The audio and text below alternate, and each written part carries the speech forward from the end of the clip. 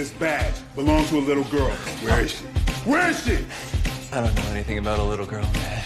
Oh, you think I'm playing, huh? You fuck around one when he put your name on his shirt. You ain't no lessons out of your zone when you came on my turn. Stop. You got knocked off. You can't grab me. Yeah, most haters like one. Came in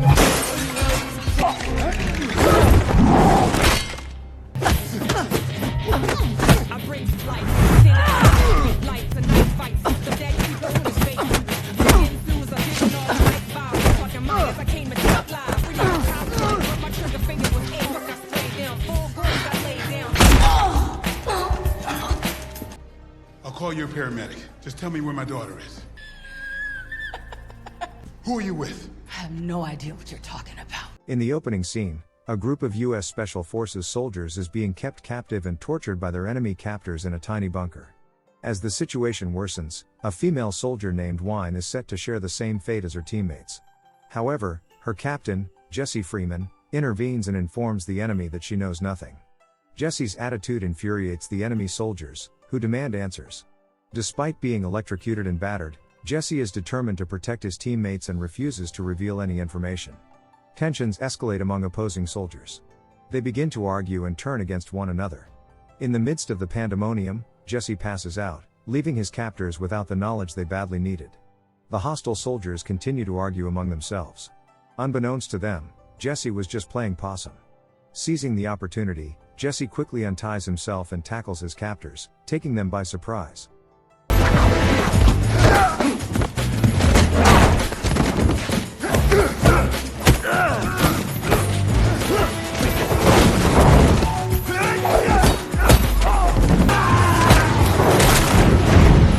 He fights fiercely, saving the lives of 2 other troops and turning the tables on their captors. However, the threat is not finished. It quickly becomes clear that the enemy has detonated a bomb inside the bunker, forcing Jesse and his gang to attempt a daring escape. As they flee, the bomb explodes, seriously injuring all 3 soldiers. Only Jesse survived the explosion. After a few years, Jesse has retired from active duty and is now enjoying a tranquil life with his family. He has a wife, Alicia, and 2 children, Ryan and Mara. Jesse works as a security guard, but he is frequently obsessed with work, ignoring his family. Concerned about Jesse's absence, Alicia encourages him to spend more time with their children. Jesse's 2 children had never gotten along, producing friction in the household. As a concerned father, Jesse followed Alicia's counsel and spent time with his children. He devised a plan to lure them to his workplace, a basketball stadium owned by one of the NBA clubs. On the day of their visit, the stadium hosted a special basketball game, which Jesse asked Ryan and Mara to watch. He assured them that it would be a memorable experience because the mayor, Mrs. Christine, and the governor, Mr. Paul, would also be present. Diana, the stadium's new billionaire owner, was also expected to attend. Mara's face lit up with delight when she heard the news. Diana and her boyfriend, Millie Hip, had just arrived at the stadium and were surrounded by journalists and supporters. Returning to Jesse, he continued to give Ryan and Mara a tour of the stadium, introducing them to his boss, Devlin Montez, and a janitor named Gus. The kids were thrilled by the behind-the-scenes view at the stadium and wanted to see more. Meanwhile, stadium security officers were on high alert when numerous suspicious individuals pretended to be Wi-Fi service officers. After being vetted, they were allowed to enter the stadium. Jesse drove Ryan and Mara to their seats, but 2 boisterous spectators raised a commotion, prompting Jesse to intervene and calm the situation. While he dealt with the matter, Ryan and Mara were left alone for a little while. Governor Paul and Mayor Christine were ecstatic when the new owner, Diana, and her boyfriend, Millie Hip, arrived at the stadium. They thanked Diana for her contributions to the city's development, particularly the management of the renowned basketball stadium. Unbeknownst to everyone, a squad of intruders had entered the stadium disguised as Wi-Fi service officers. Led by Job, they were able to hack into the stadium's security system and put bombs in strategic locations. The crew then changed into security outfits to blend in with the actual staff. The basketball game began, and Job's squad began eliminating the actual security guards one by one, causing chaos and uncertainty throughout the stadium. Despite the excitement, Ryan and Mara remained unaware of the danger and watched the game from their seats. Diana, Millie, Mr. Paul, and Mrs. Christine sat in the VIP area in another section of the stadium and enjoyed the game. While Jesse fought to catch the intruders and prevent the bombs from detonating, Job and his team were able to gain access to the VIP room, which housed Diana, Millie, Mr. Paul, and Mrs. Christine. Job, pretending to be a security guard, initially tried to deceive everyone by claiming to be a big fan of Millie's and even exposing his genuine objective to rob Diana's belongings. The tension in the room rose as Job drew out his gun, inciting terror. Mr. Paul attempted to negotiate with Job, but the situation swiftly escalated when Job shot and killed Mr. Paul. The shock and terror of the event echoed throughout the room, while the others stared on in astonishment. Ryan became completely absorbed in the basketball game as it continued. His sister, Mara, couldn't care about the game and kept nagging him with questions about their father. Ryan rejected her concerns, claiming that their father's career was unimportant. Mara became increasingly annoyed with her brother's apathy and realized she needed to use the restroom. But she couldn't find one, so she sneaked into the security guard's toilet. What she discovered inside was frightening. Job and his team viciously attacked the real security guards. Before she could flee, Job's squad apprehended Mara and took her away to prevent her from reporting the incident. Meanwhile, Job ordered Diana to transfer $1 billion to a secret bank account. He then directed one of his teammates, Gamma, to destroy the stadium's communication systems, preventing security officers from talking with one another. Returning to the stands, Jesse was startled to see that his daughter, Mara, had gone missing. He was dissatisfied with Ryan's inattention to his sister. Jesse noticed a tracking device connected to Mara's VIP card and promptly activated it. However, Job's squad had already seized Mara and was in possession of the VIP card. They knew Jesse was tracking the card and used it to frame him for their criminal activity. Jesse was perplexed when he encountered one of the security guards, who abruptly turned against him. He didn't want to attack him, but he was forced to defend himself. Jesse's expertise as a security guard paid off, as he easily overpowered his attackers. This badge belonged to a little girl. Where is she? Where is she? I don't know anything about a little girl, Dad. Oh, you think I'm playing, huh? You fuck around one money, put your name on it. You ain't no less out of your zone when you came on my gun. Stop. You get knocked off. You can't grab me. Yeah, most haters like once. Came in After defeating Job's goon and clearing his name, Jesse was approached by Gus. Gus saw something suspicious about the security personnel that day and informed Jesse of his worries. He added that the majority of the security officers had been replaced with new employees.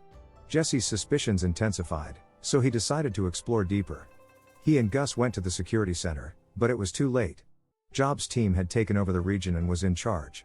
Jesse and Gus had to run quickly and flee to the living room. As they concealed, Jesse spotted Job's squad using extremely advanced automatic guns, indicating that they were dealing with a formidable and well-organized criminal organization. While being taken captive by another goon, Omega, Mara was able to mislead him and try and escape. She was apprehended again, but not before hiding. Diana ultimately realized Job's actual identity as a former CIA agent who was sacked for murdering a Muslim family he accused of being terrorists. Diana shared this information with the others, causing Job to grow agitated and instantly threaten her. Meanwhile, Jesse and Gus came across Gamma, one of Job's team members, who was planting a bomb. Jesse questioned Gamma about her security tablet and base, as well as if she was a new security guard, but she was unable to offer the information requested. Gus tried to capture Gamma, but it was a difficult effort. Unfortunately, even Gus was no match for Gamma, forcing Jesse to face the tough woman. I bring life, lights and night fights. The dead people in his face. Ensues a vision all like violence. Fucking mind as I came to top live. Free my top gun, but my trigger finger was in. Look, I sprayed down. Full goals I laid down. I'll call you a paramedic. Just tell me where my daughter is. Who are you with? I have no idea what you're talking about. Gamma shockingly proclaimed that they would all die after the basketball game and then shot herself in the head. Jesse moved fast to defuse the device that Gamma had put earlier. Fortunately, his military experience had prepared him for such scenarios, so he disarmed the explosive device with ease. With the threat eliminated, Jesse and Gus quickly set their eyes on saving Mara and the other spectators in the stadium. Meanwhile, in the VIP area, Job's rage erupted after Diana provoked him. However, his fury was fueled not just by her taunting, but also by the recollection of his family's awful fate at the hands of the government. Diana responded callously, implying that Job's family had gone due to his own sins, further enraging him. Job became enraged and seized Diana, but he did not kill her. Instead, he had her choose between sacrificing her boyfriend Millie and Mrs. Mayor Christine. Fortunately, this gruesome plan was foiled when Diana's payment was placed into Job's bank account. Shortly later, Job called Gamma to check on their progress, but he was surprised to hear Jesse on the other end of the call. Job quickly dispatched his squad to locate and eliminate Jesse, and his worry increased when he learned that Gamma might be dead. However, just as he was about to give up hope, Omega appeared with Mara. While the VIP area was filled with tension and hatred, the arena and stands were alive and exuberant, with the fans cheering and celebrating. However, Jesse came to Ryan in a state of terror after being unable to locate Mara amid the mayhem generated by the intruders and their bombs.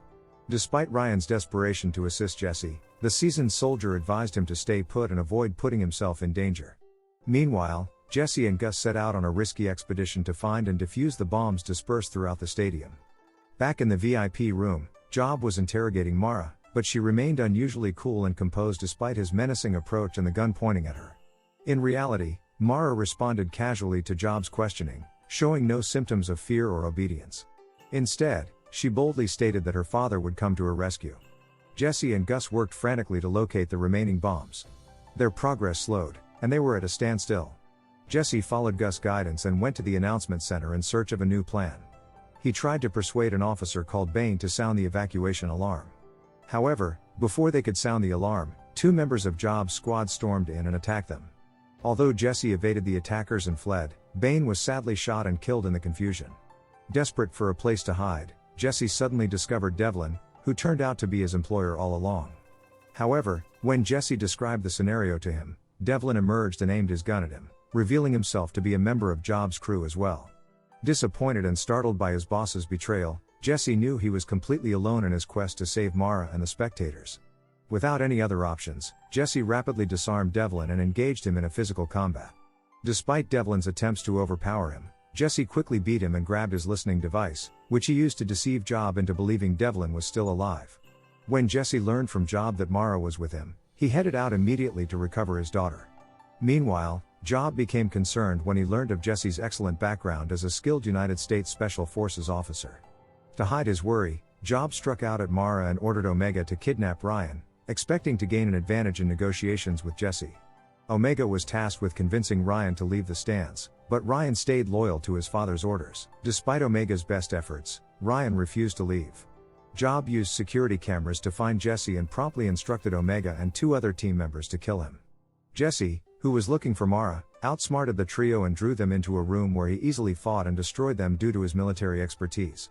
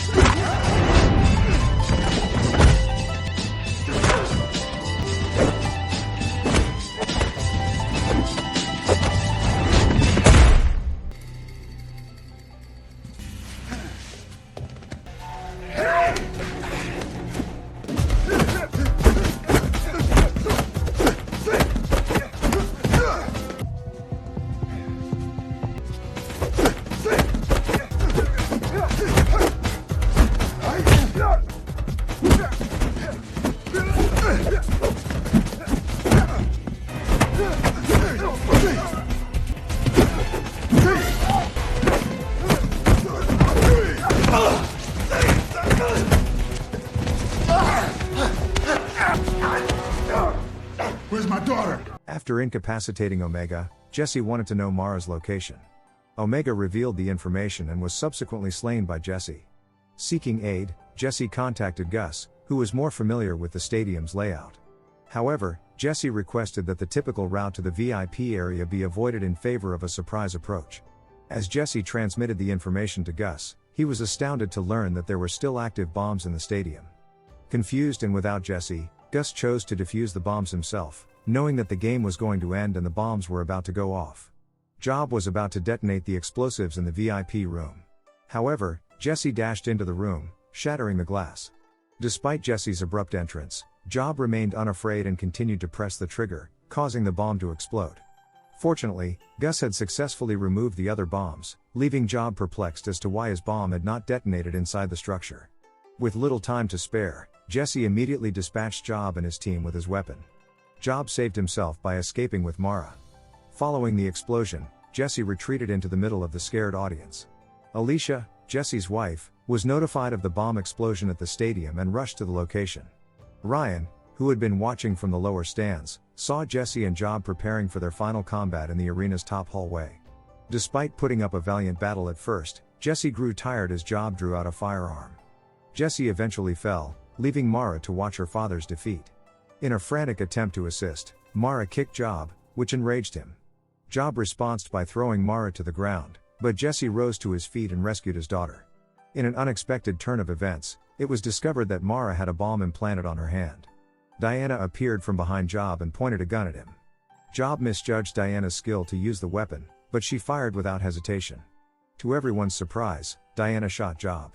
Jesse seizes the opportunity and begins to attack Job, placing the bomb on Job's body set to detonate. Jesse quickly kicked Job down, forcing the bomb to detonate harmlessly in the air. The film concludes on a good note, with Jesse's family reunited and safe, and the stadium spared from destruction. Diana approaches Jesse and offers him the role of head of stadium security. Although Jesse is flattered by the offer, he declines for the time being since he wants to prioritize spending time with his loved ones. Thanks for watching. If you are new, don't forget to subscribe for more of these recaps. Until next time, have a nice day.